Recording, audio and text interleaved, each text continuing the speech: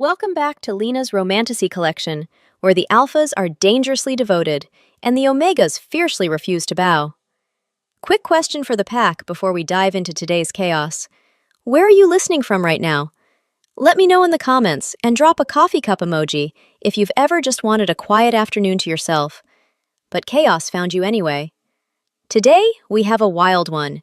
It's funny, it's intense, and it involves a deeply exasperated omega who just wanted a weekend break, and an overbearing alpha king who literally bought an entire town just to give her space. But before we start, if you want to support the channel, unlock those custom loyalty badges, and get early access to full audiobooks like this one, hit that join button down below. It helps keep the lights on and the romantasy flowing. Now, grab your headphones.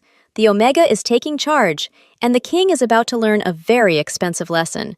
Let's dive in. Chapter 1. Call them off, Ronan. I mean it.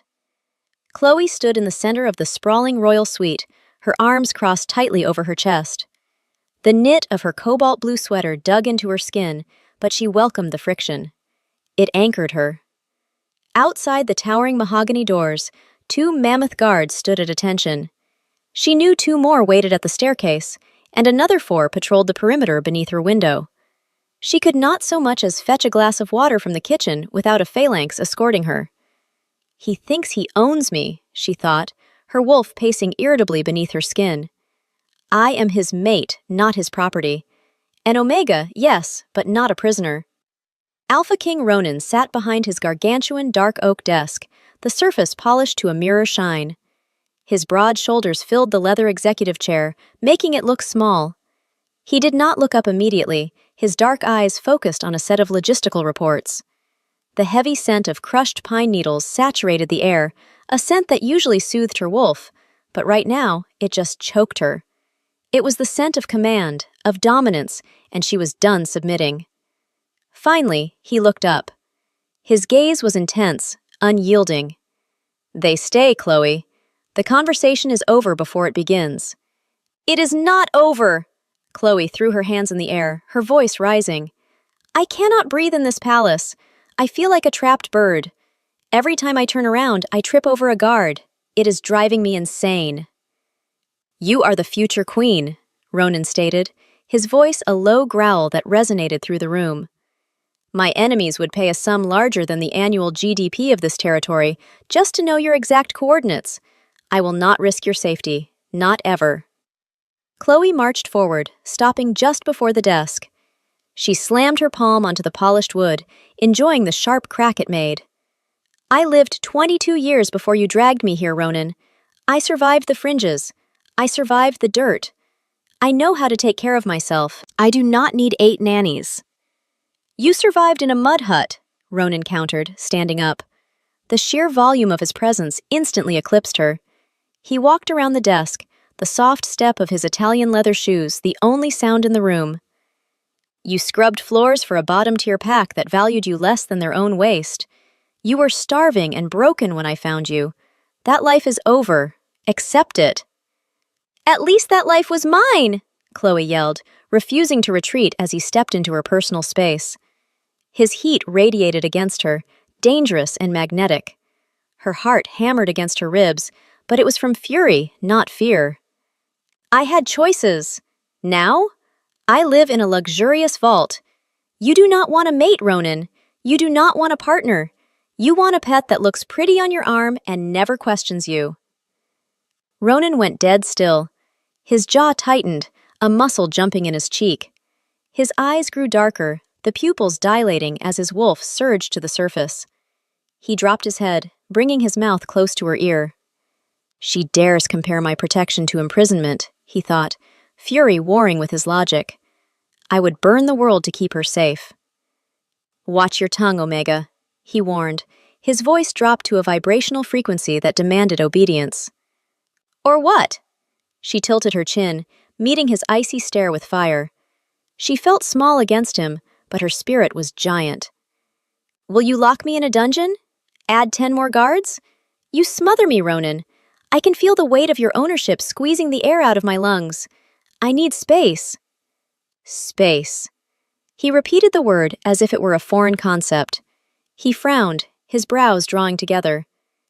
Yes, space, distance, room to exist without you hovering over me every single second of the day. Chloe spun on her heel, her sweater swirling. She marched toward the door, her decision made. I need a break. From the guards, from the rules, from the constant suffocation.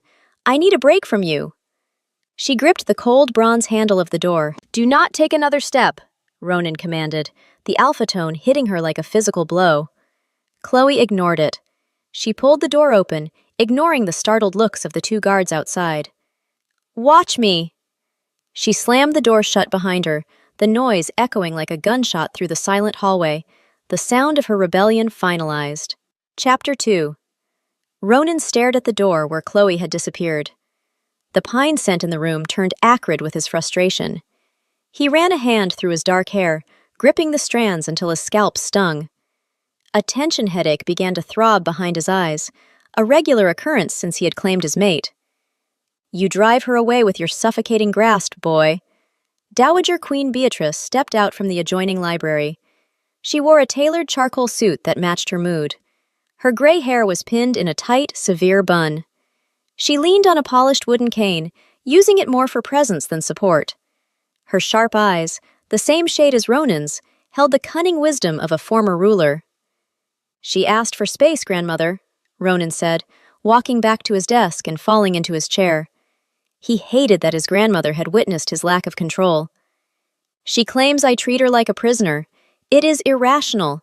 I provide everything for her. Everything except what she actually needs. Beatrice sat across from him. She tapped the cane once on the floor. An Omega is not a warrior female. They are different creatures.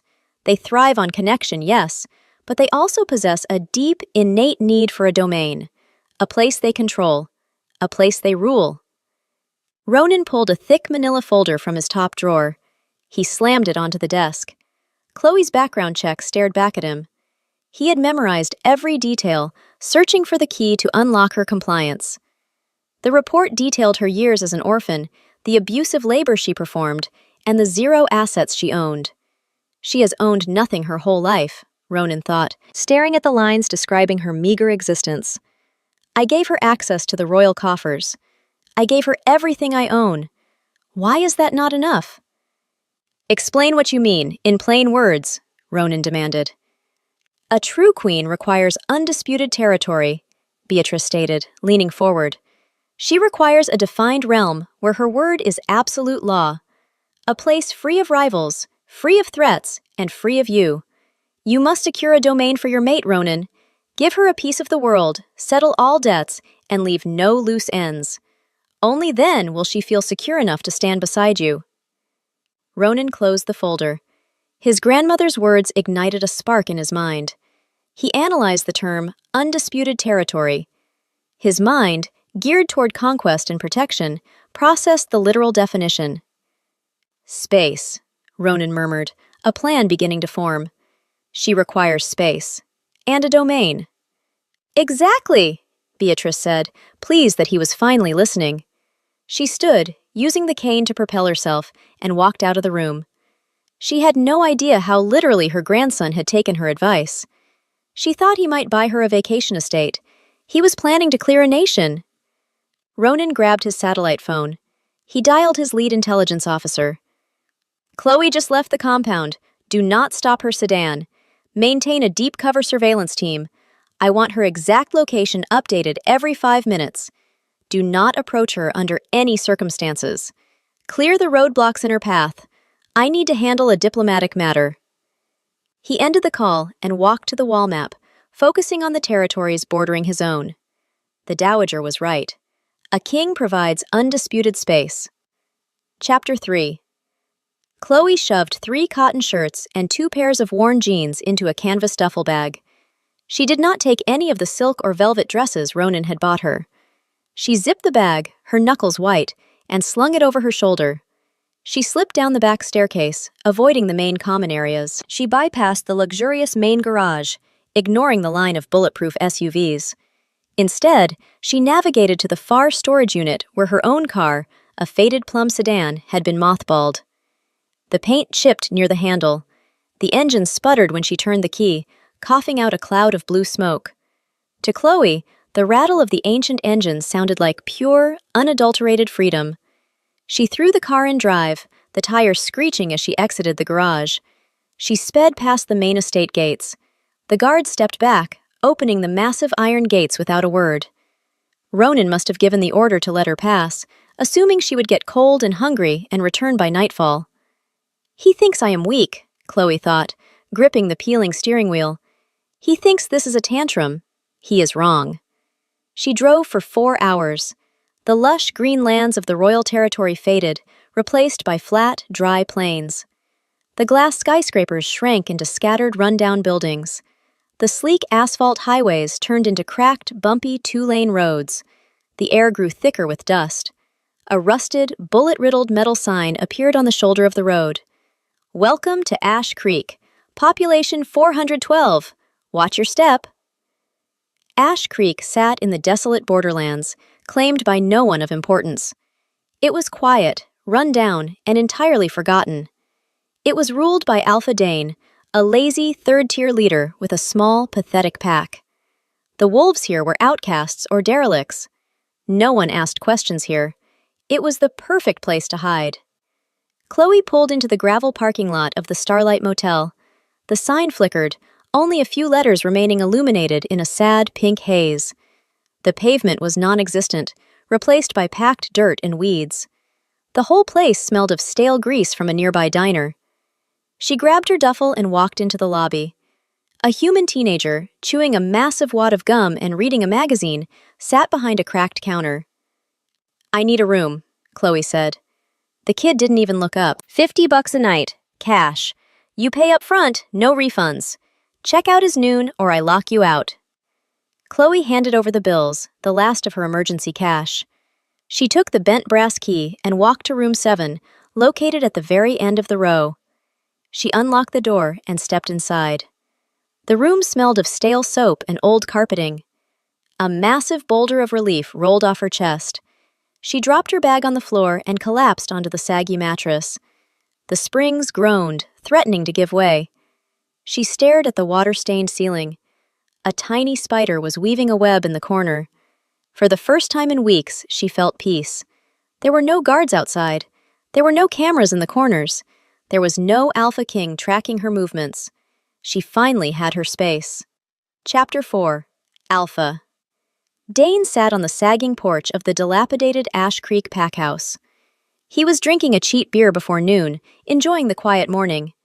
He scratched his scraggy beard, looking out over the dirt road that served as the town's main street. Life in the borderlands was simple. He collected protection money from the few businesses, pushed around the local humans, and did as little as possible. It was perfect. A sudden, low vibration hummed through the ground. It shook the empty beer bottles on the porch. The sound grew louder, a deep, powerful purr of a custom-tuned engine. A black, monstrous armored vehicle tore up the dusty driveway. It was a beast of a machine, armored like a tank but sleek as a luxury car. It stopped inches from the porch steps, the massive tires kicking up a plume of fine, gray dust that covered Dane and his beer. Dane stood up, dropping his bottle. It shattered, spilling the cheap brew across the weathered wood. The heavy driver's side door opened. Alpha King Ronan stepped out. He wore a highly luxurious, tailored black suit. His presence was overwhelming, a tidal wave of dynamic force that hit Dane like a physical blow. On his right hand, a thick leather handgear covered his fingers and palm. The protective leather shielded his sensitive skin from the royal silver signet ring he wore. Werewolves could not touch silver directly, but a king needed his seal of authority. Dane swallowed hard. His knees started to shake. A king did not visit Ash Creek. A king did not even acknowledge the borderlands. "Your Majesty," Dane stammered, his voice cracking. He instantly lowered his head, exposing his neck in submission. The few pack members who had gathered in the yard to investigate the noise immediately dropped to their knees, bowing low. "To what do we owe the honor of your visit? We are but a small, humble pack." Ronan did not smile. He walked up the steps, his dynamic presence crushing the air out of the space. Dane felt like a rabbit locked in a cage with a wolf. I am taking Ash Creek, Ronan stated, his voice a flat, dead tone. Dane blinked, completely stunned. He looked around his dirty yard, his half-collapsed packhouse. Taking it? I do not understand, Your Majesty. This land is worthless. It belongs to my pack. We have a treaty. Your treaty means nothing to me, Ronan said. He looked at the town, calculating. My mate requires undisputed territory. She requires space. As of this moment, I am the owner of this town. Every square inch of dirt, every cracked road, every business, and this building, it is all mine. Dane's jaw dropped. Confusion warred with his fear. But we live here. You cannot just take a town. I am not negotiating, Ronan said. He pulled a folded legal document from his inner jacket pocket. You will surrender your claim to this land. You will pack what you can carry, and you and your pack will relocate immediately to the borderlands further east. Dane felt a sudden burst of desperation, overriding his terror.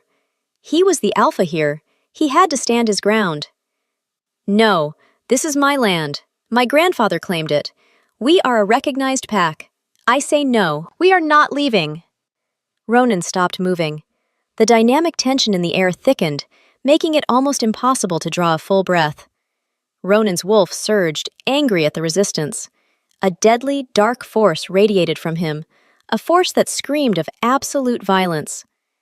Dane felt as if a heavy boulder had been dropped onto his chest, crushing his ribs. This insect dares defy me, Ronan thought. He is a threat to her domain. You misunderstand, Dane, Ronan said, his voice dropping to a deadly whisper. I offered you a courtesy. I will not ask again. Either you sign this treaty, take the 8-figure wire transfer I just forced into your accounts, and leave with your pathetic lives intact, or I will shift right here and slaughter every single wolf in this yard myself. I will take this land over your broken bodies. Choose. Chapter 5. Alpha. Dane stared at the spilled beer soaking into the weathered wood of the porch. The shattered amber glass caught the harsh afternoon sunlight, glinting like scattered teeth.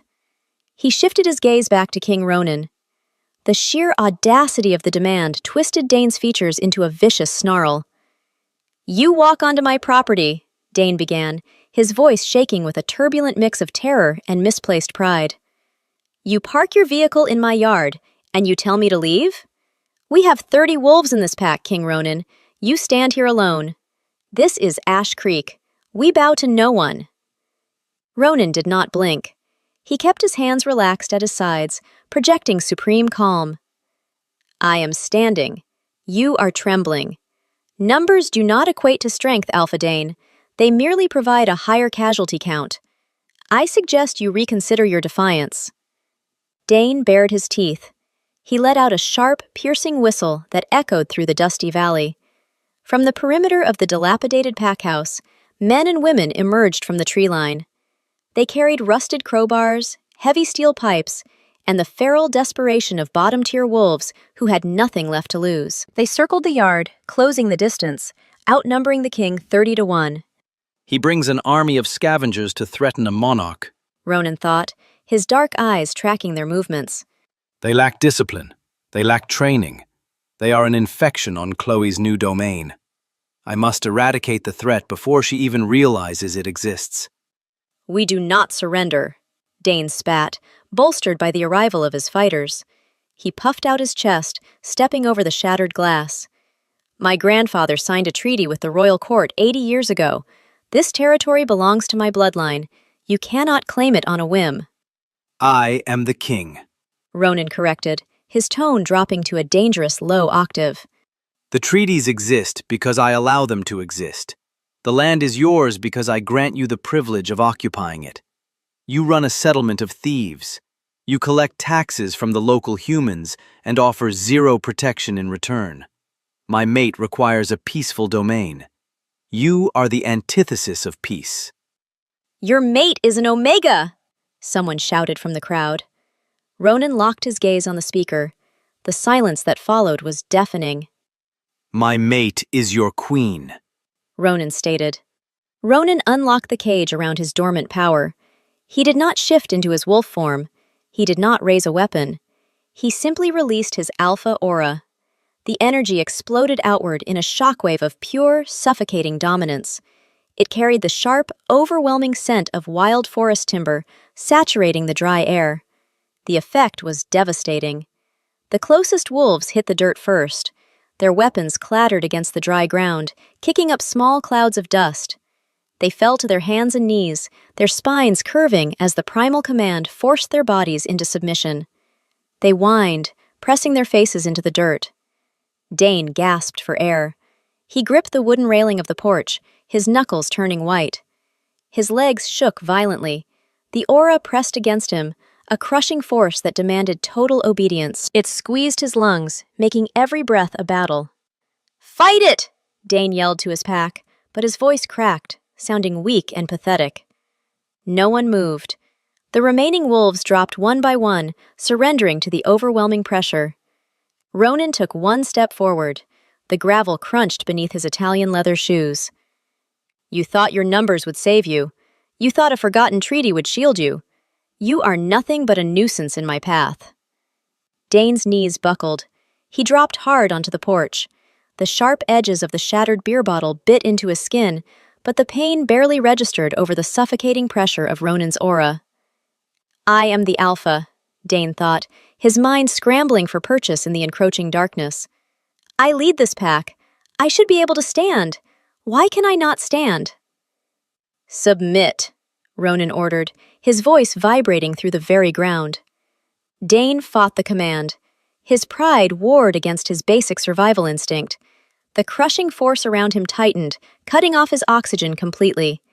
He lowered his head, exposing his throat to the king. "We submit," Dane choked out, the words tasting like ash in his mouth. "We yield the territory." Chapter 6. Ronan pulled back the heavy blanket of his aura just enough to let the defeated wolves breathe. The air rushed back into the yard, followed by the sound of 30 wolves gasping for oxygen. He looked down at Dane, feeling zero pity for the broken alpha. "A wise choice," Ronan said, his tone returning to cold pragmatism. "You saved your lives. Now, we discuss the terms of your departure." Dane remained on his knees, picking a shard of shattered glass from his palm. He did not dare look up. "Terms? You took the land. We submitted. What else is there to discuss? You want us to leave? We will pack our bags and walk into the borderlands." "A true king settles all debts," Ronan recited, Grandmother Beatrice's advice echoing in his mind. "Leave no loose ends. Ensure her domain is undisputed." "I do not steal territory, Dane. I purchase it, and I am buying Ash Creek." Dane finally lifted his head, confusion warring with his humiliation. "Buying it? You just conquered us. You forced us into submission. You do not owe us a dime." Ronan reached into the inner pocket of his suit jacket and pulled out a sleek, encrypted tablet. He tapped the screen, bringing up the royal banking interface.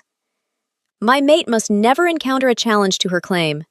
If I leave you destitute, you will fester in the borderlands. You will harbor resentment. You will plan an ambush to reclaim your lost pride. I prefer a cleaner resolution." He wants to buy our silence, Dane thought, the reality of the situation sinking in. He humiliates us, then expects to pay us off like common mercenaries. "What is the price for a stolen kingdom?" Dane asked, his voice dripping with venom. "A luxurious 8-figure sum," Ronan answered smoothly. $10 million, transferred directly into your pack's primary account. In exchange, you sign a permanent abdication of Ash Creek. You forfeit all rights to this land, to the businesses, and to the surrounding forests. You take your wolves, and you never cross the border again." Gasps rippled through the kneeling pack members. $10 million was a staggering fortune. It was enough to build a new pack house, secure hunting grounds, and live comfortably for generations. Dane stared at the tablet in Ronan's hand. His pride screamed at him to reject the money, to walk away with nothing but his honor. But his survival instinct, and the hungry eyes of his pack, told a different story. "You think money fixes the humiliation?" Dane sneered. You think buying us off makes you righteous? I think it makes me thorough, Ronan countered. Type your routing number into the terminal. Do it now, or the offer vanishes, and I banish you with empty pockets. Dane extended a trembling hand. He took the tablet from the king. His fingers hovered over the digital keyboard. He typed the numbers, sealing the fate of his pack. He handed the tablet back. Ronan pressed the authorization button. A green light flashed on the screen. The funds are transferred. The transaction is complete. You are now wealthy, Dane, and you are also exiled. We will pack our things, Dane muttered, staring at the dirt. You have 1 hour, Ronan commanded. Take your personal belongings. Leave the furniture. Leave the infrastructure. Ash Creek belongs to the Queen now. Ronan turned his back on the defeated Alpha, a deliberate show of disrespect. He walked toward the hood of his armored vehicle, preparing the final legal documents. The threat was neutralized. The domain was secured. Now, he just needed the physical signatures for the Royal Archives. Chapter 7. Ronan opened the heavy, reinforced door of his vehicle. He retrieved a thick leather folio from the passenger seat and placed it flat on the warm metal hood. Inside the folio rested the official articles of abdication, printed on heavy vellum paper. Dane walked over, his posture defeated. He favored his right leg, the adrenaline fading to reveal the lingering toll of the Alpha aura. The remaining pack members scattered, rushing into the dilapidated pack house to shove their belongings into garbage bags and worn suitcases. Read it, Ronan instructed, tapping the parchment. Dane scanned the document. The language was archaic but clear. It detailed the transfer of Ash Creek to Queen Chloe, relinquishing all historical and future claims by Alpha Dane and his bloodline. You are thorough, Dane muttered. He picked up the heavy brass pen resting beside the folio. He signed his name at the bottom of the page, the ink bleeding slightly into the thick paper. The land is yours. The businesses are yours. I hope the Omega appreciates the bloodless coup. Ronan ignored the bait. He reached into his pocket and pulled out his protective leather handgear. He slid the thick material over his right hand, ensuring every inch of his skin was covered. The silver rule, Dane thought, watching the king prepare the seal. All that power, and a simple metal can burn him to the bone. With his hand protected, Ronan reached into a separate, velvet-lined pouch. He extracted the royal silver signet ring. The metal was heavy, engraved with the crest of the royal pack, a snarling wolf crushing a crown. Even through the leather handgear, Ronan could feel the latent, vibrating energy of the silver. It was a constant reminder of the burden of the crown. Ronan retrieved a stick of crimson sealing wax and a small butane torch. He melted the wax, letting a thick pool drip onto the bottom of the treaty, right next to Dane's signature. With precise, deliberate force, Ronan pressed the silver signet ring into the hot wax. He held it there for 3 seconds, ensuring the crest stamped perfectly into the crimson pool.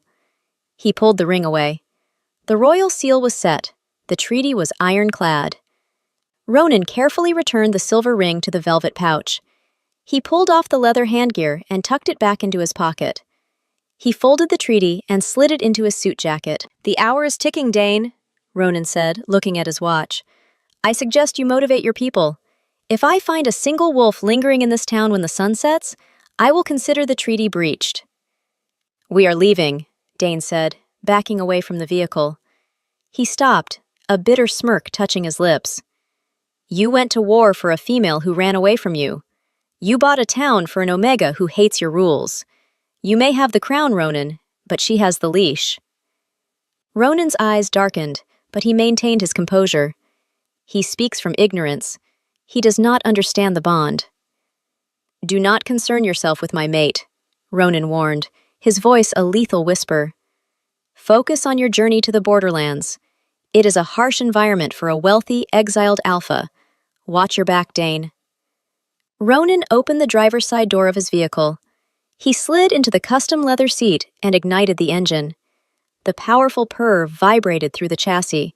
He threw the vehicle into gear and pulled out of the packhouse yard, leaving Dane in the dust. His next stop was room 7 of the Starlight Motel. It was time to give Chloe the space she demanded. Chapter 8.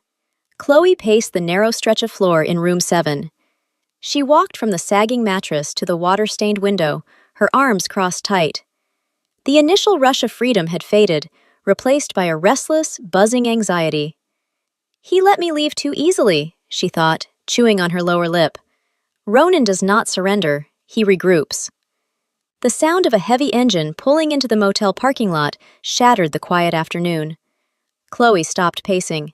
She rushed to the window, parting the dusty curtains just enough to peer outside. The massive black armored vehicle idled near the main office. Her heart hammered against her ribs. She spun around, backing away from the door. He tracked me. 3 seconds later, the knob turned. The lock clicked open. Ronan stepped into the room. He ducked slightly to avoid hitting his head on the low doorframe. He looked entirely out of place, a king in a tailored suit standing on cheap, threadbare carpet. "You tracked my car," Chloe accused, her voice rising.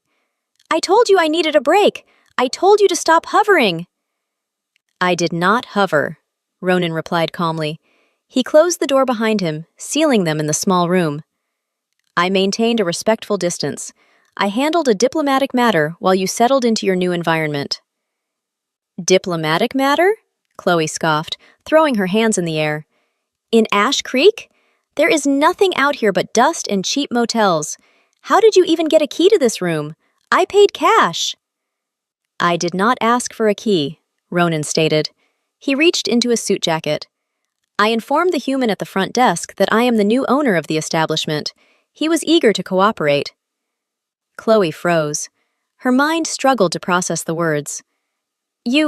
You bought the motel? Just to get the key to my room?" "No." Ronan pulled a thick, folded parchment from his pocket. "I bought the town." He stepped forward and dropped the heavy document onto the center of the saggy bed.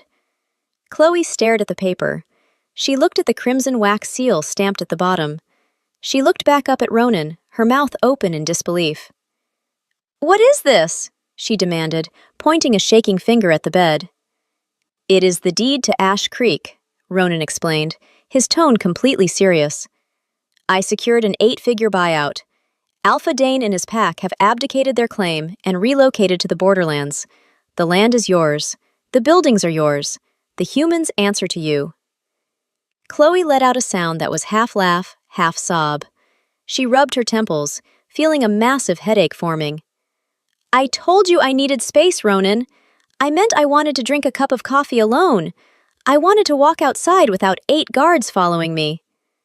"And now you can," Ronan pointed out, genuinely confused by her anger. "You own the coffee shop. You own the sidewalks. I removed the rival pack to ensure your safety. I gave you undisputed territory. You have space, Chloe, a whole zip code of it." "You conquered a town!" Chloe yelled, marching up to him. She poked a finger hard into his solid chest.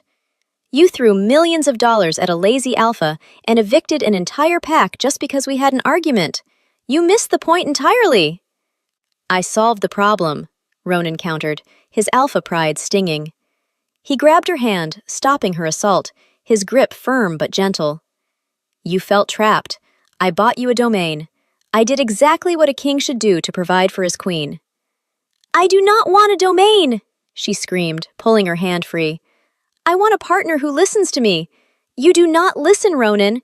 You just throw money and power at everything until it bends to your will." She rejects the gift, Ronan thought, frustration mounting. She asked for space. I gave her space, and still she fights me. "I will not apologize for securing your safety," Ronan growled, his patience wearing thin. "The town is yours. Run it. Ignore it. Burn it to the ground if you wish. But I am not leaving." Chapter 9. Chloe glared at the thick parchment resting on the sagging bed. The crimson wax seal mocked her existence. She snatched the document, her fingers crumpling the vellum edges, and shoved the paper hard against Ronan's chest. He did not flinch. He let the deed drop to the threadbare carpet between his Italian leather shoes. "Take it back," Chloe ordered, her voice trembling with raw, unfiltered fury. "Nullify the transfer. Call your royal bankers, reverse whatever ludicrous sum you paid, and tell Alpha Dane he can keep his dust bowl." Ronan kicked the document aside with the tip of his shoe. The ink is dry. The royal seal is set. Ash Creek belongs to you. I do not reverse course. You do not listen! Chloe threw her hands up, her frustration boiling over into a sharp, manic laugh. I asked for an afternoon alone. I wanted a cup of coffee without an armed escort tracking my caffeine intake. Normal people take walks, Ronan. They go to a park. They do not purchase a zip code and evict the local population. We are not normal people, Ronan countered. His tone remained steady, an infuriating contrast to her escalating panic. I am a monarch. You are my mate. A trip to a public park requires a security detail, a perimeter sweep, and threat assessments. You despise my guards. Therefore, I eliminated the public. You now have a private town. You can drink your coffee in the street. No wolf will bother you. Because you banished them, she yelled. Because I secured your perimeter, he corrected. You started a turf war. I finalized a real estate transaction. Chloe grabbed fistfuls of her own hair. She paced the narrow stretch of the room, her boots thudding against the floorboards. She wanted to scream until the cheap windows shattered. He is a lunatic with a limitless checkbook, Chloe thought, her mind spinning. He views the world as a chessboard, and he just flipped the table because I said I felt crowded. You suffer from a severe disconnect from reality, Chloe stated, her voice dropping to a low, dangerous register. She stopped pacing and put the bed between them. You look at me and see a problem to solve. I am not a logistical error, Ronan. I am a person. I need space to think, to breathe, to figure out who I am outside of your shadow. Ronan followed her movement with his dark eyes. He crossed his arms over his tailored jacket. You are the queen, the most vital component of my reign. The entire game revolves around your survival. I will not apologize for removing threats from your vicinity. Alpha Dane was not a threat, she argued. He was a lazy leader in a forgotten border town. I just wanted a quiet room for the weekend. A quiet room in a territory controlled by a rival, Ronan pointed out, his jaw tightening. You walked blind into a vulnerable position. You expected me to stay in the capital and hope the Ash Creek Pack ignored your presence? That is negligence. I am a protector. I protect. You smother, Chloe shot back. You buy mountains and towns because you cannot handle the idea of me existing outside your control. This is not a gift, Ronan. It is a collar made of real estate. Ronan went rigid. The air in the room grew thick, vibrating with his restrained alpha aura. He took a slow, deliberate step around the bed, cutting off her escape route. She rejects the kingdom I handed her, Ronan thought, a primal sting of rejection hitting his chest. She fights my shield at every turn. Does she want to get hurt? I do not want to control you, Ronan said, his voice a low rumble that vibrated through the floor. I want to keep you breathing. You test my limits, Chloe. You run to the edge of a cliff, and you get angry when I build a fence. I did not ask for a fence. You did not have to, Ronan stated, stopping mere inches from her. The town is yours. Run it. Ignore it. Burn it to the ground if it pleases you. But I am not leaving this territory until you return to the capital with me. Chloe tilted her chin up, meeting his unyielding stare. Then I hope you packed a bag, Your Majesty, because I am never leaving this room. Chapter 10. Ronan did not argue with her declaration. He turned away from her fiery glare, walked to the small, wobbly desk in the corner of the room, and pulled out the wooden chair. He sat down, the cheap wood groaning under his weight. He reached into his jacket pocket and retrieved his sleek encrypted tablet. If you intend to stay in Ash Creek, Ronan began, his tone shifting from an angry mate to a calculating king, you must understand the political landscape you now occupy. Sit down, Chloe. We are conducting a briefing. I am not one of your soldiers, Chloe snapped. She remained standing by the bed. I do not take orders, and I do not want a briefing. I want you to leave. Ronan set the tablet on the desk and tapped the screen. A holographic map of the territory projected into the air, illuminating the dingy motel walls with a crisp blue light. You humiliated a pack leader today. Or rather, I humiliated him in your name. You need to know your enemies. Sit. Chloe crossed her arms, her stubborn streak warring with her curiosity. The blue light cast sharp shadows across Ronan's face, highlighting the ruthless angles of his jaw. She let out a sharp breath and sat on the edge of the mattress. He turns every moment into a war council, Chloe thought, watching the map rotate. But he is right about one thing. Alpha Dane will not forget this. Look at the borderlands, Ronan instructed, pointing to a jagged red line on the eastern edge of the map. This is where Dane and his scavengers are relocating. It is a barren stretch of dirt. Resources are scarce. Hunting is difficult. The packs that live there survive through extortion and raids. And you just sent 30 angry wolves straight into it, Chloe said, pointing out the obvious flaw in his plan. You gave them millions of dollars, yes, but you took their home. Money does not buy back a ruined reputation. Exactly, Ronan agreed, his dark eyes locking onto hers. Dane possesses a staggering fortune now, but he lost his pride in front of his subordinates. An alpha without pride is a desperate creature. He will use those funds to buy loyalty from the rogue wolves in the borderlands. He will build an army. Chloe felt a cold chill run down her spine. The reality of the situation crashed over her. You created a bigger enemy.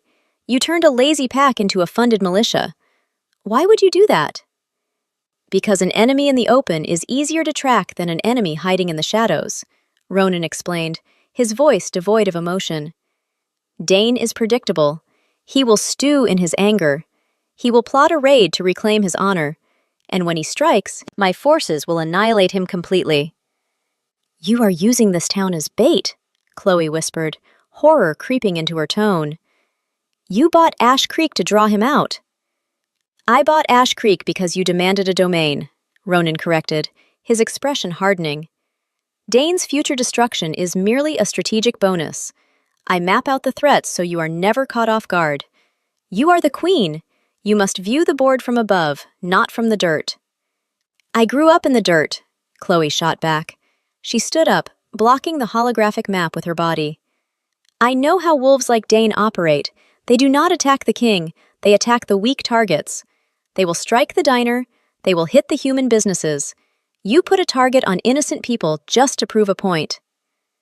Ronan leaned back in the creaking chair. The humans are my subjects. They fall under my protection. Any wolf that crosses the border will die before they reach the town limits. You cannot guarantee that. I am the king. My word is a guarantee. Your word is a provocation, Chloe argued, her wolf pacing restless beneath her skin. You do not understand consequence, Ronan. You snap your fingers and expect the world to fall in line, but the world fights back. She grasps the politics, but she lacks the stomach for the execution, Ronan thought, studying the fierce fire in her eyes. She will learn. Let them fight back, Ronan said, his voice a lethal promise. I will crush them into the dust. Your territory remains secure. Chapter 11. The blue light of the hologram flickered and died as Ronan turned off the tablet. The motel room plunged back into the dull, natural light filtering through the dirty window. Silence stretched between them, thick and unyielding. Chloe stood her ground, her fists clenched at her sides. She expected Ronan to issue another command, to summon his guards and drag her back to the capital. Instead, he surprised her. He stood up from the desk. He did not step into her space. He did not project his dominating aura. He stayed exactly where he was, creating a physical gap between them. I overwhelm you, Ronan stated. It was not a question. It was a blunt admission of fact. Chloe blinked, the anger stalling in her throat. What? I evaluate a threat, and I neutralize it with maximum force, Ronan continued, his dark eyes searching her face. It is the only method I know. You lived your entire life at the mercy of cruel leaders. I understand why my sudden, overwhelming presence triggers your survival instincts. I take accountability for my aggressive methods today. Chloe let out a shaky breath. Her shoulders dropped a fraction of an inch. A noble king admitting a flaw was rarer than a sunless morning. He is trying, Chloe thought, the realization softening the hard edge of her fury. He is a wrecking ball of a man, but he is trying to navigate a glass room. You do overwhelm me, Chloe admitted, her voice losing its sharp bite. She sat back down on the bed, rubbing her tired eyes. I am an Omega. For 22 years, my only defense was to stay invisible. You dragged me into the spotlight and handed me a crown. I need time to adjust. I need you to step back and let me breathe. I purchased this town to give you that time, Ronan replied, his tone earnest. I removed the rival pack so you could walk these streets without fear. I offer you a fortress. I do not need a fortress, Ronan, Chloe said, looking up at him. And I do not need a shield. I need a partner. I need someone who trusts me to handle a human teenager at a motel front desk without buying the entire building. The softening atmosphere in the room shattered instantly. Ronan's jaw clenched, the muscles in his neck pulled tight. His alpha pride, the core of his very existence, flared at her rejection. A low, vibrating growl rumbled in his chest, a sound born of pure instinct. You do not need a shield? Ronan repeated, the danger returning to his voice. He took a step forward, erasing the gap he had just created. You are an Omega sitting in a border town surrounded by exiled, hungry wolves. You are the mate of a king with countless enemies. You absolutely require a shield, Chloe. Chloe stood up, refusing to cower. I survived before you. I will survive now. You survived by hiding in the dirt, Ronan roared, his composure snapping. The walls of the room seemed to tremble under the force of his voice. You scrubbed floors and took beatings from lesser wolves. I will not allow you to return to that life. You are mine to protect. You are my mate. Then act like a mate, not a warden, Chloe yelled right back, leaning into his space. Stop deciding what is best for me without asking my opinion. Stop solving my problems with a checkbook and a threat. She pushes me away when I offer her the world, Ronan thought, his wolf demanding he force her compliance. I broke her golden cage just to build a larger one, and she sees the bars anyway. I will never stop protecting you, Ronan swore, his voice a harsh rasp. You can hate my methods. You can yell at me until your voice gives out. You can banish me to the hallway of this miserable motel. But I am the wall between you and the wolves who want you dead. I will not crumble. Chloe stared at the fierce, unyielding devotion burning in his eyes. It was terrifying. It was suffocating. And, somewhere deep in her chest, it was beautiful. She turned away, breaking the intense eye contact before it consumed her. Stay in the room, Ronan, but stay out of my way. Chapter 12. Chloe did not wait for his response. She grabbed her canvas duffel bag from the floor, unzipped it, and pulled out a fresh cotton shirt. She marched into the cramped, mildew-scented bathroom and slammed the door.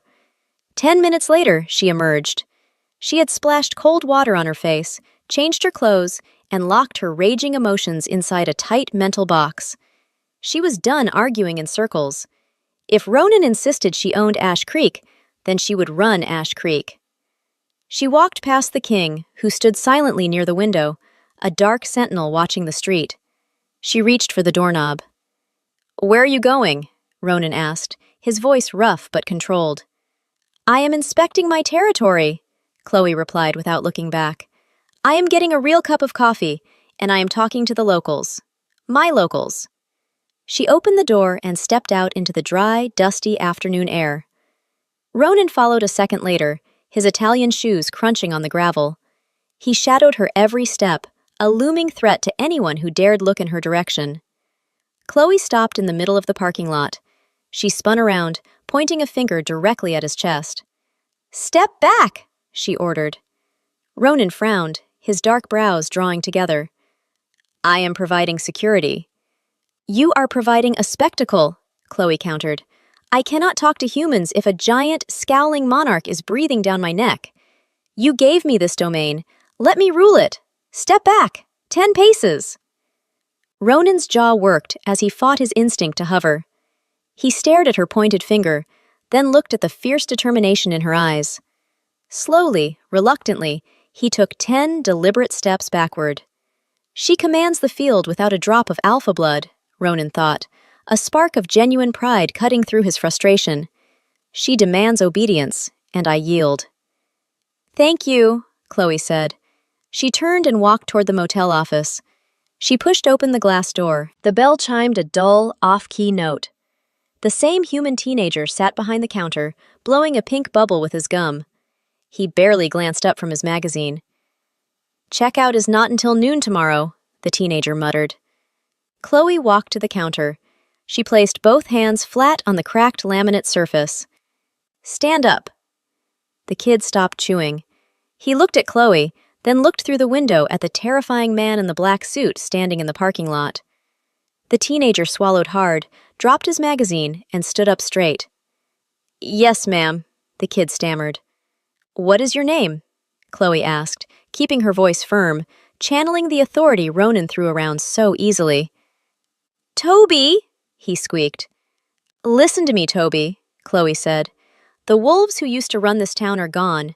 They are not coming back. I own this motel now. I own the diner across the street. I own the pavement you walk on. Toby nodded vigorously, his eyes wide with a mix of fear and awe. Yes, ma'am, the scary guy in the suit told me.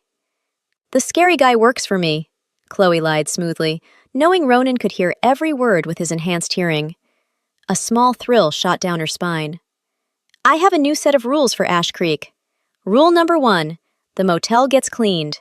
Real soap, real bleach. Start with room 7. Yes, ma'am, right away. Rule number 2, Chloe continued, tapping a finger on the counter. I need a cup of coffee. Real coffee, not instant powder mixed with tap water. Where do I find it? The diner across the street, ma'am, Toby answered, pointing a shaky finger. Martha makes a fresh pot every hour. Good. Chloe stepped back from the counter. She offered the terrified teenager a small, genuine smile. Do your job, Toby, and you will not have any problems from my pack. Understood? Understood, boss. Chloe walked out of the office. She felt a strange new energy buzzing in her veins. She glanced at Ronan, who stood exactly 10 paces away, a proud smirk tugging at the corner of his mouth. She ignored him and marched toward the diner. The Omega was taking charge. Chapter 13. Alpha. Dane sat on a jagged rock in the center of the barren borderlands. He favored his right leg, keeping it stretched straight into the dust. The lingering damage from the king's aura made his muscles spasm. He looked down at his right hand. A dirty strip of cloth wrapped his palm, covering the deep cuts from the shattered beer bottle. He held the encrypted tablet in his left hand. The screen displayed the luxurious $10 million sum sitting in his primary account. Garrett, his second in command, stood nearby. He kicked a dry tumbleweed across the cracked earth. We hold a fortune, Dane. We can purchase land near the coast. We can build a real compound. We never have to scavenge again. Dane threw the tablet into the dirt. We hold a bribe. A king forced my face into the gravel and paid me to forget the taste. I do not forget. You survived, Garrett argued. He pointed back toward the west. He spared us. He gave us wealth. We take the victory and move on. Submission is not a victory, Dane snapped. He pushed himself off the rock, ignoring the sharp pain shooting up his leg. He humiliated this pack. He forced 30 wolves to their knees for the sake of an Omega. He placed a stray above our bloodline. Vera emerged from a patch of dead brush. Dust coated her boots. She wiped sweat from her forehead. I scouted the perimeter. I walked the ridge above Ash Creek. Dane turned to her. Report. The king dismissed his royal guards, Vera stated. He sent his armored vehicles back to the capital. He stands alone in the town. Garrett frowned. A monarch never travels without his phalanx. Why would he leave himself exposed? Because the Omega demands it, Vera answered. A cruel smile touched her lips. I watched them in the street. She walks ahead. He trails 10 paces behind her. She points her finger, and he stops. She barks an order, and the king of the realm obeys. Dane let out a harsh, barking laugh. He plays the obedient pet. He bought a domain for a female who hates him, and now he walks on eggshells to keep her. She sits in the human diner right now, Vera continued. She drinks coffee. The king waits outside on the pavement like a hired sentry. He looks distracted. He argues on his phone. Dane bent down. He picked up the tablet and wiped the dirt from the screen. He looked at the staggering financial figure one last time before tossing the device to Garrett. "Keep the funds," Dane commanded. "Buy the coastal land. Build the compound. But we do not leave this desert until we reclaim our pride." "You want to attack a king?" Garrett asked, his voice rising in panic. "He possesses the power to crush our spines with a single thought. You felt his aura. He will slaughter us." "We do not attack the king," Dane corrected. He pointed a bandaged finger at Vera. "We attack his weak point. We take the diner. We grab the Omega. We put a blade to her throat." Garrett shook his head. "He will tear the town apart." "He will surrender," Dane insisted. "He gave us millions just to give her a quiet afternoon. He will hand over his crown to save her life. Gather the fighters. We march on Ash Creek." Chapter 14. Ronan paced the cracked pavement outside the diner. He held his phone to his ear. The midday sun beat down on his shoulders, baking the dark fabric of the suit. Dowager Queen Beatrice spoke through the speaker. Her voice carried the sharp cut of a whetstone. "You possess the tactical grace of a falling boulder, boy. You bought the town. You secured the perimeter. And yet, she still pushes you away." "She requires time," Ronan argued. "She inspects her domain. I maintain a respectful distance. I follow her commands." "You act like a hired mercenary," Beatrice scolded. "A king does not guard the door while his mate eats stale human food. A king provides sustenance. He serves his queen. You must court her, Ronan. Show her you offer more than violence and real estate." "I offer protection," Ronan countered. "Protection keeps her breathing. Devotion keeps her bound," Beatrice stated. "Go to her. Prepare a meal with your own hands. Place the plate before her. Prove you serve her needs, not just her security." The line clicked dead. Ronan lowered the phone. He stared at the diner. The neon sign buzzed a dull red. The windows needed washing. It was an unworthy place for a queen to dine. He pushed the glass door open. The bell jingled. Chloe sat in a corner booth. She held a thick ceramic mug. Martha, the human owner, stood beside the table with a glass coffee pot. Ronan walked straight to the counter. He unbuttoned his suit jacket and draped it over a vinyl stool. He rolled the cuffs of his white dress shirt up to his elbows. "Leave the kitchen," Ronan told Martha. Martha gasped. She spilled hot coffee onto the linoleum floor. She took 3 rapid steps backward, clutching the pot to her chest. Chloe slammed her mug down. "What are you doing? I told you to stay outside." "I am providing sustenance," Ronan declared. He walked behind the counter. He inspected the flat iron griddle. "I am cooking your meal." "You do not know how to cook," Chloe argued, sliding out of the booth. She marched up to the counter. "You have a staff of 50 chefs at the palace. You have never touched a spatula in your life. Stop terrifying my citizens." "I master all necessary skills," Ronan replied. He opened the commercial refrigerator. He pulled out a carton of eggs and a package of bacon. "I serve my mate." "Martha!"